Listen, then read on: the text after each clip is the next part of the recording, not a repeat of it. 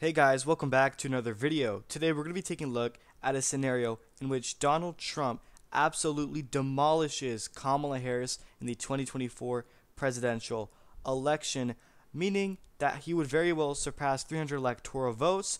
That would mean Kamala Harris would actually perform way worse than Hillary Clinton in 2016, including that Donald Trump does win the popular vote on top of that, and maybe a couple states that he originally lost in 2016. But before we get started with the map, make sure you guys are subscribed, click the bell so you don't miss on my content, press like button, share this video, and if you aren't interested, we have memberships, so you can find a link to that in the description section.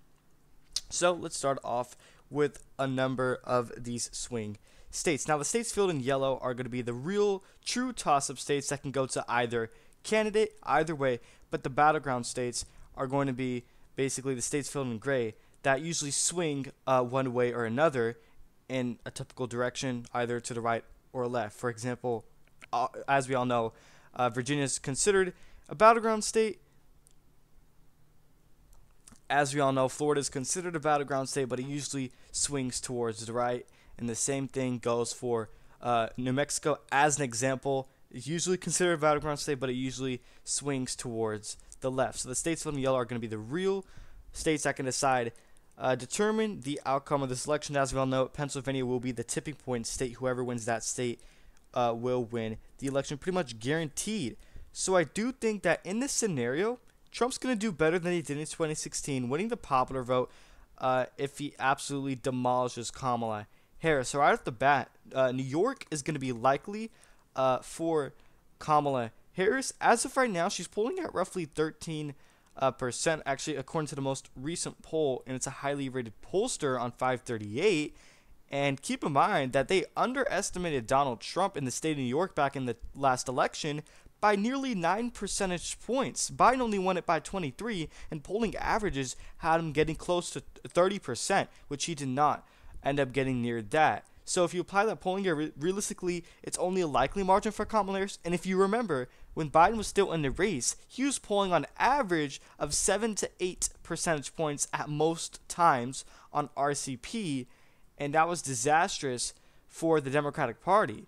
And maybe you can say Kamala Harris has gained ground because Biden just had no enthusiasm whatsoever. It was pretty much a dead campaign. So maybe she does gain a few points here and there, but still, it does not necessarily mean it's not going to be close. Trump, keep in mind, had 2 rallies here, not 1 but 2, in the Bronx and someplace else. So with that being said, I do think New York will be closer, a lot closer this time around, considering that Lee Zeldin in the 2022 midterms came within literally 5 to 6 points of actually winning the state on the governorship. So you can see the trends and the shifts go in favor of the Republican Party in the state of New York. And then I do think that there are a couple typical likely Republican states. Now moving into the solid red column for Donald Trump, I do think Texas is going to go to him by a comfortable margin of 10 percentage points. I do think in this scenario specifically, he would be able to get double digits, just as Greg Abbott did in the midterms. And I don't want to make this, I don't want to correlate this to the midterms. And Florida is going to go to him by double-digit victory, as it did to DeSantis, which Miami-Dade County flipped from blue to red in 2022. Also, Marco Rubio got around 13% in this state overall. Especially Cuban Americans specifically are really trending towards right in the state, Hispanics. And then I also do think that Iowa and Ohio are going to be safe. And Ohio, obviously, you have J.D. Vance, the VP pick for Donald Trump. You have that home state advantage electorally. It's going to help Donald Trump, so it's not going to be even close. I do think he wins Ohio by 10. I do think he wins Iowa by a little bit more than that, probably 12 to 13. Actually, back when Biden was still in the race, Donald Trump was up by 18 from a pretty accurate pollster. So I don't expect that state. I think both of those states are pretty much lost causes for the Democratic Party at this point. Just totally abandoned the Democrats. I don't expect those to be close whatsoever at all. And I also do think that Colorado should be safe for Kamala. But in this scenario, if basically this is a Republican dream scenario, that I do think Colorado should be safe. But in this scenario, I don't think so. It's going to be likely probably somewhere in between 7 to 10 percentage points. That's a margin. But it is getting bluer. But I think with what happened to Aurora, with obviously what happened with that situation, I do think maybe that can hurt Harris in this or particular scenario. But then as for New Mexico, I do think this state could be closer, maybe within 5 points, a lean margin for the vice president, especially with the Hispanic vote shifting towards right. If that's the case, actually, new poll had Trump up by 8 points. He did not improve by 8, but he was actually winning. You know, it was a victory among Hispanic voters by 8 points, and it was coming in from a highly accurate rated pollster. And if that's the case, if that's the real numbers, then you can very well be seeing a very close competitive election, especially in New Mexico in this election. And the thing that's really holding Donald Trump from actually making this state close is basically, I would say, Albuquerque, obviously a Democratic stronghold county. It has a lot of white liberals. It's going to be hard for Trump to overcome the votes. And there, I also do think that he's going to win the state of Arizona by a likely margin. As of right now, you take a look at 538, I believe Donald Trump has the lead by about 1 percentage point. It's actually increasing as we get closer to November 5th. Donald Trump's lead is going up in the state of Arizona. I do think because of the border crisis, obviously that's a losing issue for Kamala Harris. She can't address immigration whatsoever. She's just completely terrible at addressing that situation. And it matters to Arizona voters a lot because obviously it's a border state. Therefore, I do have Donald Trump winning it in this case by like 5 points. In a realistic scenario, I do think he would win it by like 2, maybe close to 3. At the end of the day, a lean margin. But if he does demolish her on election day, November 5th, it's going to be likely because if you take a look at originally when Biden was still in the race, and I don't want to obviously match the two, but you may make an argument that Kamala is actually worse than Biden. Therefore, you take a look at Biden's numbers when he was in the race. Maybe Trump does even better than that. Maybe he can get close to the 320 electoral votes that Donald Trump was originally getting when Biden was in the race. He was losing to Donald Trump in the state of Arizona by 6 to 7% at some times. And I do think if he's able to flip Maricopa County, that's obviously basically going to most likely certainly hand him the state. And there is a scenario in which Harris still wins Maricopa, but Donald Trump still comes out with the victory in the state. If he's able to improve in Navajo County as well as Yuma, I think those two counties are very important, some of these stronghold Republican counties, as well as do better with the independent vote. If Donald Trump wins independence, that he's more than likely going to win the state. Also, the undecided voters on election day and the McCain-style voters, the neocons, the rhinos, what some people on the right would call them, a lot of them broke for Biden in 2020 because he was seen as more of a moderate candidate. This time around, Kamala is nowhere near moderate. Obviously, I think a lot of them can return possibly back to Donald Trump. And then I do think that some of these other states are going to comfortably go to Donald Trump. In yellow, such as Georgia, it's going to go to him by a lean margin of probably 4 percentage points if he were to demolish Kamala Harris on election day. I don't expect Kamala to do as well as Biden did in the Atlanta suburbs, the metropolitan area. Obviously, Atlanta was the main reason why Biden had won this state. I do expect Trump to flip Washington County. It only went to Biden by like less than a percentage point, considering that the governor here, Brian Kemp, endorsed Donald Trump, and he's trying to carry him over the finish line. Obviously, they didn't have good relations before, but now they do, and they're trying to pass laws in which all absentee ballots have to be submitted by 8 p.m., and they won't be accepted any later. That means the state would be called faster, and now that's really beneficial to Donald Trump. As well as North Carolina is going to be lean, and I know there's a lot of scandals going on with the governorship. Mark Robinson is really hurting Donald Trump. He's dragging down the support. Therefore, I do believe Josh Stein will win by like 5 points if I had to make a guess with the margin, but it's not enough for Trump to lose this state, and especially if Kamala does worse than Hillary Clinton, if Trump absolutely obliterates Kamala Harris electorally, I do think North Carolina would certainly go to Donald Trump. I think it's one of the more redder states because when both Georgia and Arizona flipped to Biden in 2020, guess what? North Carolina did not. It stayed red. So what makes you think it's going to be, I mean, it could be close, but still, what makes you think Kamala can win it this time around? I just don't see it at all. And I also do think that Nevada is going to be lean for Donald Trump. In this scenario, I do have him winning it by like 3 percentage points. Actually, a lot of polls, when Biden was still in the race, had Donald Trump up by like 12 points. And you could say they were outliers, but I believe that was coming in from like the New York Times and Siena, which are very highly rated pollsters. And you take a look at the shifts in terms of demographics, Nevada is trending towards the right, especially Washoe County. I expect Trump to flip it, especially in this scenario. And Clark County, the Vegas area, if Trump does improve better among Hispanic voters, which a like I referred to the poll from earlier, in which Trump had a lead of 8% among Hispanic voters, then he's more than likely going to win Nevada, especially in this scenario. And I also do think that Virginia is going to go to Donald Trump if he were to absolutely crush Kamala Harris. Because if you take a look at when Biden was in the race, I know I said this a lot in this video, but still, a numerous of these states, Donald Trump was absolutely basically winning every single battleground state.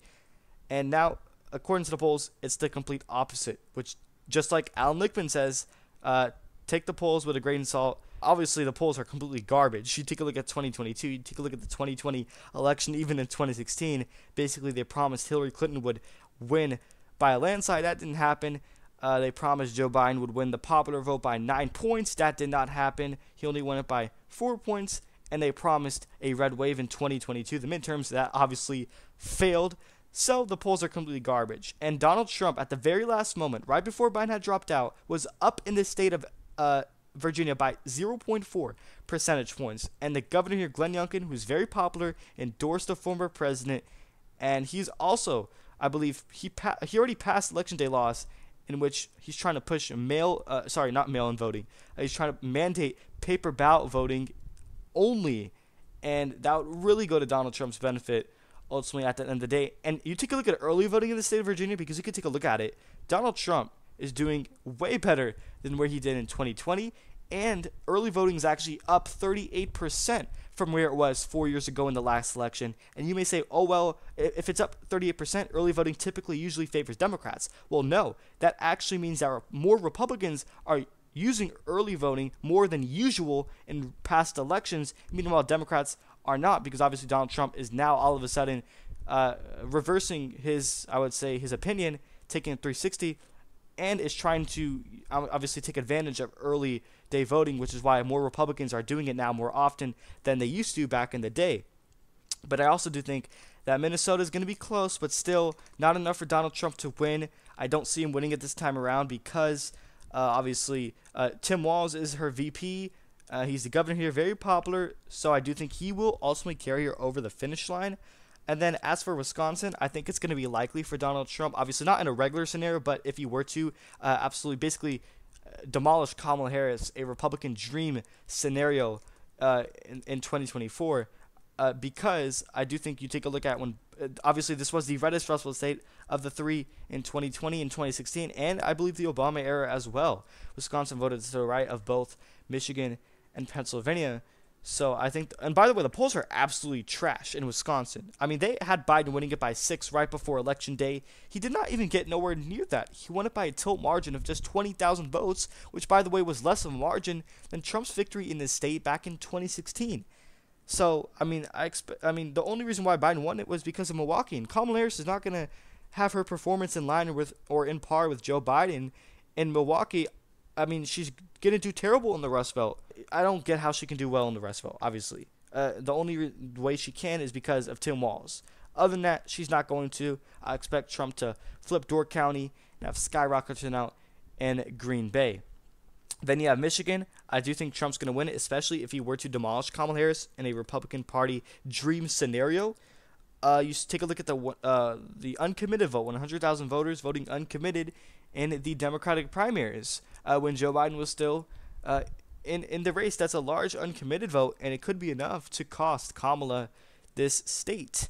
And as for Pennsylvania, I do think, oh, by the way, keep in mind that Donald Trump actually received more votes than Joe Biden did, which shows that the Democrats have no enthusiasm in the state of Michigan for the primaries. And as for Pennsylvania, I do have Trump winning it by a lean margin in this scenario by probably 3 percentage points. I do have him flipping Erie County.